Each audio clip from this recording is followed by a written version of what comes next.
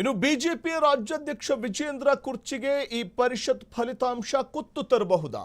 High command ಅಂಗಳಕ್ಕೆ ಸಲ್ಲಿಕೆಯಾಗಲಿದೆ ಸೋಲಿನ report.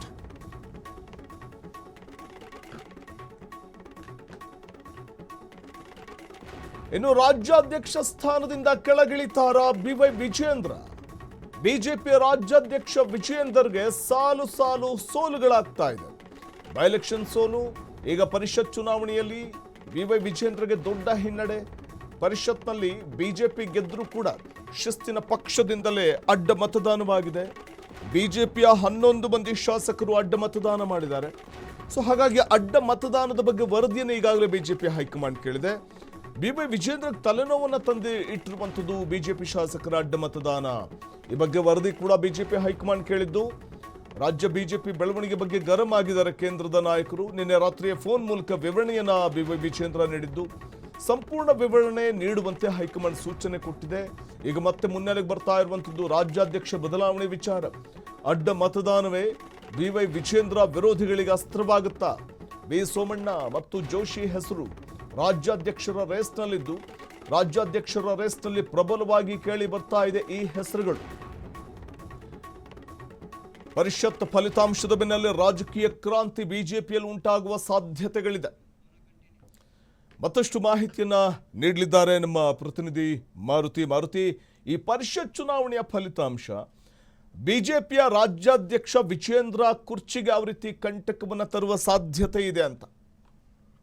Vasant, ಮೊದಲಿಂದಲೂ ಕೂಡ ಈ ಪರಿಷತ್ ಅಂದ್ರೆ ರಾಜ್ಯಾಧ್ಯಕ್ಷರ ಬದಲಾವಣೆ ಬಗ್ಗೆ ಬಿಜೆಪಿಯಲ್ಲಿ ಸಾಕಷ್ಟು ದೊಡ್ಡ ಮಟ್ಟದಲ್ಲಿ ಚರ್ಚೆ ಆಗ್ತಿದೆ. ಯಾಕೆಂದ್ರೆ ರಾಜ್ಯಾಧ್ಯಕ್ಷರ ವಿರುದ್ಧವಾಗಿ ಸಾಕಷ್ಟು ಜನ ಹೇಳಿಕೆಗಳನ್ನ ಕೊಡ್ತಿದ್ರು. ಅವರ ಪಕ್ಷದಿಂದ ಅಂದ್ರೆ ರಾಜ್ಯಾಧ್ಯಕ್ಷ ಸ್ಥಾನದಿಂದ ಕೈ ಬಿಡಬೇಕು ಅಂತಲೂ ಕೂಡ ಕೆಲವೊಂದು ರೀತಿಯಾದಂತಹ ಏನು ಹೇಳಿಕೆಗಳು ಕೂಡ ಬರ್ತಿದ್ವಿ. ಎಲ್ಲ ಒಂದ್ ಕಡೆ ಇದು ಒಂದ್ ರೀತಿಯಾದ ಸಂಕಷ್ಟಕ್ಕೆ ವಿಜಯೇಂದ್ರ ಈ ಹಿಂದೆ ಕೂಡ ತಳ್ಳಿತ್ತು ಉಂಟು. ಈಗ ಮತ್ತಷ್ಟು ಬಿಗಡಾಯಿಸಿರುವಂತದ್ದು. ಯಾಕೆಂದ್ರೆ ನಾವು ಪ್ರಮುಖವಾಗಿ ನೋಡೋದಾದ್ರೆ ರಾಜ್ಯಾಧ್ಯಕ್ಷರು ಬದಲಾವಣೆ ಬಗ್ಗೆ ಸಾಕಷ್ಟು ಬಾರಿ ಚರ್ಚೆ ಬಂದಾಗಲೂ ಕೂಡ ಎಲ್ಲ ಒಂದ್ ಕಡೆ ಹೈಕಮಾಂಡ್ ನಾಯಕರು ವಿಜಯೇಂದ್ರ ಪರ ಬ್ಯಾಟ್ ಬೀಸುವುದಾಗಿರ್ಬೋದು, ಮತ್ತೆ ಯಡಿಯೂರಪ್ಪ ಅವರ ಮಗ ಎಂಬ ಕಾರಣಕ್ಕಾದ್ರೂ ಕೂಡ ಎಲ್ಲ ಒಂದ್ ಕಡೆ ಅವ್ರ ವಿರುದ್ಧ ಕ್ರಮ ಕೈಗೊಳ್ಳುವುದಂತ ಆಗಿರ್ಬೋದು. ಮತ್ತೊಂದು ವಿಚಾರಕ್ಕೆ ಇಲ್ಲೂ ಕೂಡ ಹೈಕಮಾಂಡ್ ನಾಯಕರು ಹೋಗ್ಲಿಲ್ಲ, ಮತ್ತೆ ಅಲ್ಲಿಗೆ ತಕ್ಕ ಮಟ್ಟಿಗೆ ಸುಧಾರಿಸಿತ್ತು. ಆದ್ರೆ ಇತ್ತೀಚಿನ ದಿನಗಳಲ್ಲಿ ನಾವು ಗಮನಿಸೋದಾದ್ರೆ ಯಾವುದೇ ಬೈ ಎಲೆಕ್ಷನ್ ತೆಗೆದುಕೊಂಡ್ರು ಕೂಡ ಬಿಜೆಪಿಗೆ ಸೋಲಾಗಿರೋದು. ಪ್ರಮುಖವಾಗಿ ದಾವಣಗೆರೆ, ಬಾಗಲಕೋಟೆ ಯಾವುದೇ ಬೈ ಎಲೆಕ್ಷನ್ ತೆಗೆದುಕೊಂಡ್ರು ಕೂಡ, ಸಂಡೂರ್ ಆಗಿರ್ಬೋದು, ಈ ಹಿಂದೆ ನಡೆದಂತಹ ಬೊಮ್ಮಾಯಿ ಕ್ಷೇತ್ರ ಚುನಾವಣೆ ಆಗಿರ್ಬೋದು, ಎಲ್ಲವೂ ಕೂಡ ವಿಜಯೇಂದ್ರರಿಗೆ ಒಂದ್ ರೀತಿಯಾದ ಸೋಲುಗಳನ್ನೇ ಕಾಣ್ತಾ ಬಂದಿರುವಂತದ್ದು. ಒಂದ್ ರೀತಿ ಸಂಕಷ್ಟಕ್ಕೆ ತಲುಪಿತ್ತು. ಆ ನಂತರ ಯಡಿಯೂರಪ್ಪ ಉತ್ಸವ ಮಾಡಿದ್ರು. ಹಾಗೂ ಸ್ವಲ್ಪ ಈ ಬಿವೈ ವಿಜಯೇಂದ್ರಗೆ ಒಂದ್ ರೀತಿ ಸಾಥನ್ನ ಸಿಕ್ಕಿತ್ತು. ಆದ್ರೆ ಈಗ ಮತ್ತೆ ಏನು ಈಗಾಗಲೇ ಪರಿಷತ್ ಚುನಾವಣೆಯಲ್ಲಿ ಅಡ್ಡ ಮತದಾನ ಹಾಕಿರುವಂತದ್ದು ಒಂದ್ ರೀತಿಯಾದ ಸಂಕಷ್ಟಕ್ಕೆ ತಂದಿರುವಂತದ್ದು. ಮುಂದಿನ ದಿನಗಳಲ್ಲಿ ರಾಜ್ಯಾಧ್ಯಕ್ಷರ ಬದಲಾವಣೆ ಆದ್ರೂ ಆಗಬಹುದು ಎಂಬ ಚರ್ಚೆ ಈಗಾಗಲೇ ಬಿಜೆಪಿ ಆಗಿರುವಂತದ್ದು. ಅಡ್ಡ ಮತದಾನದ ಬಗ್ಗೆ ನಿನ್ನೆಯೂ ಕೂಡ ಕೇಂದ್ರ ಸಚಿವರಾದ ಜೋಶಿ ಅವರಿಗೆ ವಿವರಣೆ ನೀಡಿರುವಂತದ್ದು ಚರ್ಚೆ ಆಗ್ತಾ ಇರೋದು. ಒಟ್ಟಿನಲ್ಲಿ ನಿನ್ನೆ ಹೈಕಮಾಂಡ್ ನಾಯಕರಿಗಂತೂ ವಿವರಣೆಯನ್ನು ಫೋನ್ ಮೂಲಕವೇ ಕೊಟ್ಟರು. ಏನೆಲ್ಲ ಆಯಿತು, ಯಾವ ರೀತಿ ಆಗಿದೆ ಎಂಬ ಬಗ್ಗೆ ಕೂಡ ಸಂಪೂರ್ಣ ವಿವರ ಕೊಟ್ಟರು.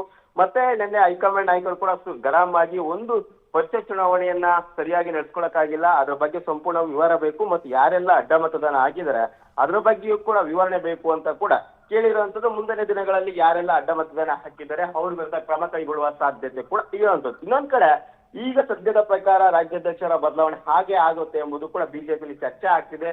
ಪ್ರಮುಖವಾಗಿ ಅದರಲ್ಲಿ ಹೆಸರು ಕೇಳಿ ಬರ್ತಾ ಇರೋದು ಜೋಶಿ ಅವರು ಮತ್ತೆ ರಾಜಕೀಯಕ್ಕೆ ಬರ್ತಾರೆ, ಇಲ್ಲಿ ಅವ್ರಿಗೆ ಅದು ರಾಜ್ಯಾಧ್ಯಕ್ಷ ಸ್ಥಾನ ಕೊಡ್ತಾರೆ ಅಂತ ಚರ್ಚೆ ಒಂದ್ ಕಡೆ ಇದೆ. ಇನ್ನೊಂದ್ ಕಡೆ ವಿ ಸೋಮಣ್ಣ ಅವರು ಈ ಬಾರಿ ಕೇಂದ್ರ ಸಚಿವ ಸ್ಥಾನದಿಂದ ಕೈ ಬಿಟ್ಟು ಅವರು ಕೂಡ ಲಿಂಗಾಯತರ ನಾಯಕರ ಆಗಿರೋದ್ರಿಂದ ಅವ್ರಿಗೆ ಇಲ್ಲಿ ರಾಜ್ಯಾಧ್ಯಕ್ಷ ಸ್ಥಾನ ಕೊಡ್ತಾರೆ ಅಂತ ಕೂಡ ಚರ್ಚೆ ಆಗ್ತಿದೆ. ಬಟ್ ಹೈಕಮಾಂಡ್ ಯಾವ ರೀತಿ ನಿರ್ಧಾರಗಳನ್ನ ಕೈಗೊಳ್ಳುತ್ತೆ ಮತ್ತು ಇಲ್ಲಿನ ಅಡ್ಡ ಮತದಾನದ ವರದಿ ರಿಪೋರ್ಟ್ ಹೈಕಮಾಂಡ್ ಕೈ ಸೇರಿದ ನಂತರ ಮುಂದಿನ ಕ್ರಮಗಳು ಕೈಗೊಳ್ಳಲಾಗುತ್ತೆ. ಅದರಿಂದಾಗಿ ಒಂದ್ ರೀತಿಯಾದ ವಿಜಯೇಂದ್ರರಿಗೆ ಸಂಕಷ್ಟ ತಂದೊಡ್ಡಿರೋದು. ನಿನ್ನೆಯೂ ಕೂಡ ಎಲ್ಲೋ ಒಂದ್ ಕಡೆ ಅಸಮಾಧಾನದಿಂದನೇ ನಾವು ಗೆದ್ದಿದ್ದೀವಿ ಅಂತ ಹೇಳಿದ್ರೆ ಹೊರತು ಮನಸ್ಫೂರ್ತಿಯಾಗಿ ನಾವು ಗೆದ್ದಿದ್ದೀವಿ ಅಂತ ಹೇಳುವಂತ ಪರಿಸ್ಥಿತಿಯಲ್ಲಿ ಬಿಜೆಪಿ ನಾಯಕರು ಇರಲಿಲ್ಲ. ಅದು ಸ್ಪಷ್ಟವಾಗಿ ಕಾಣ್ತಿತ್ತು. ಅದರಿಂದಾಗಿ ಹೈಕಮಾಂಡ್ ಕೂಡ ಅಷ್ಟೇ ಗರಂ ಆಗಿರೋದ್ರಿಂದ ಮುಂದಿನ ದಿನಗಳಲ್ಲಿ ರಾಜ್ಯಾಧ್ಯಕ್ಷರ ಬದಲಾವಣೆಗೆ ಇದೇ ದಿಕ್ಸೂಚಿ ಕೂಡ ಆಗ್ಬಹುದು. ವಸಂತ್, ಓಕೆ, ಧನ್ಯವಾದ ತಮ್ಮೆಲ್ಲ ಮಾಹಿತಿಗಾಗಿ ಮಾರುತಿ.